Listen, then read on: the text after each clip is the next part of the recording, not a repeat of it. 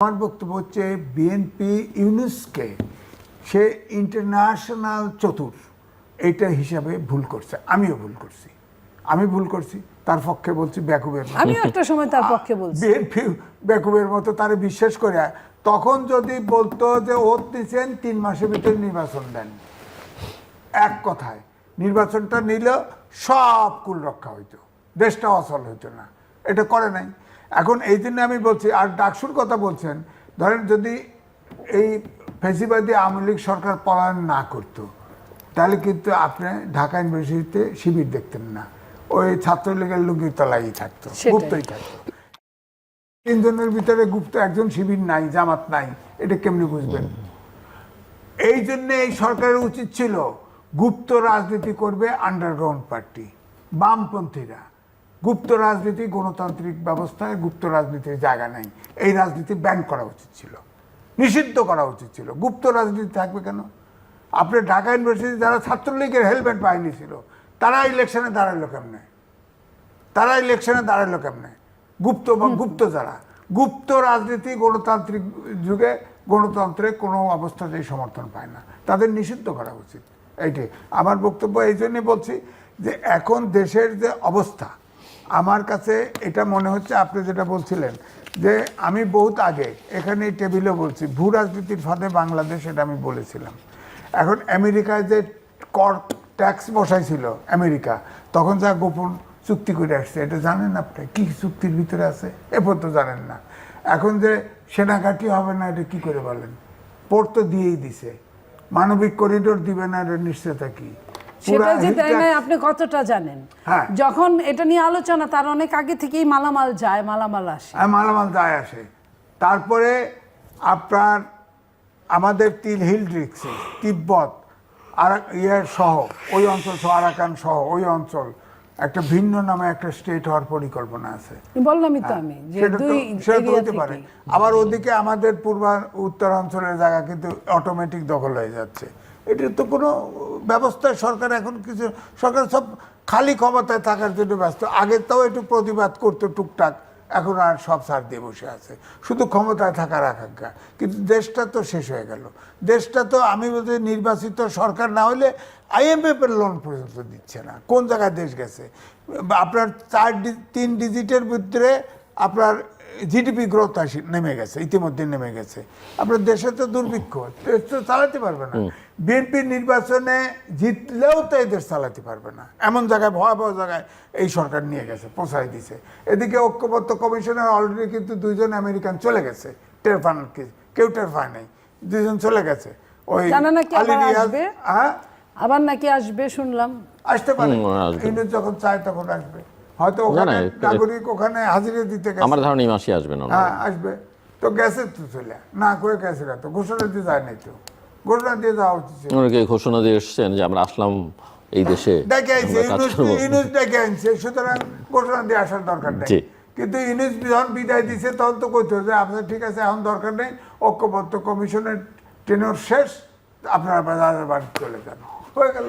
এই সরকারের মধ্যে সব সহযোগী সহ 17 জন বিদেশি নাগরিক আছে। তা আমরা তো এখন বিদেশি নাগরিকের মধ্যে আছি, তাদের শাসন ব্যবস্থায় আছি। Thank you. জিওপলিটিক্স তার মানে দেশ চালাচ্ছে, ওরা ইতিমধ্যেই দেশ চালাচ্ছে।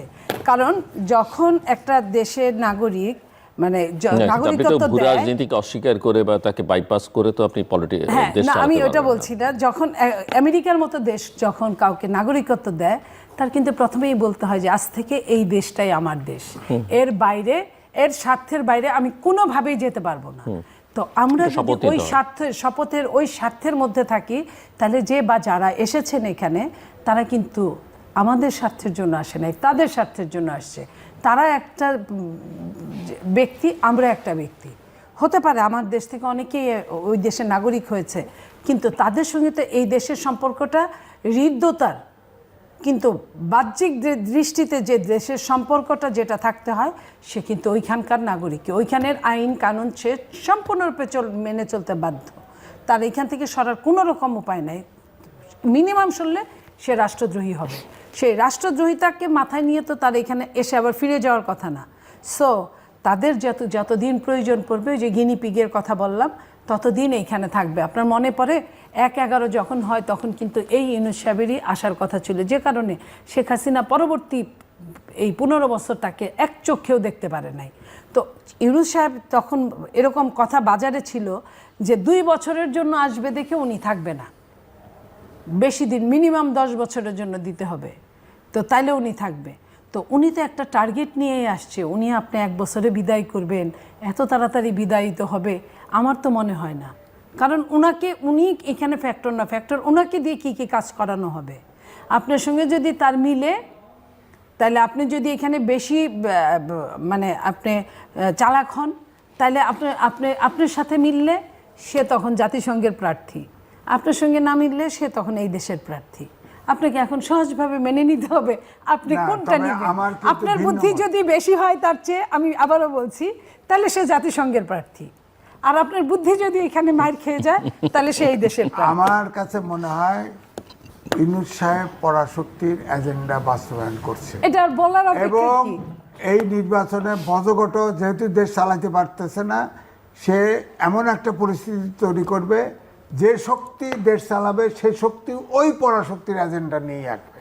সুতরাং জাতির ভাগ্যে দুর্যোগ আছে, দুর্যোগ আছে, এটা ধরেই নিতে হবে যে আমরা তৃতীয় বিশ্বের একটা রাষ্ট্র। এখানে বড় বড় শকুনদের চোখ পড়েছে, বড় মুরলদের চোখ পড়েছে। আমি যদি আরো শুদ্ধ ভাষায় বলি, সেই মুরলরা যদি আগে মনে মনে ভাবতাম যে রুপি যদি খাইতে হয় তাহলে রুপি খাওয়ার চেয়ে ডলার খাওয়া বোধহয় ভালো, যে বেশি পয়সা পাবো, বা পাউন্ড খাওয়া।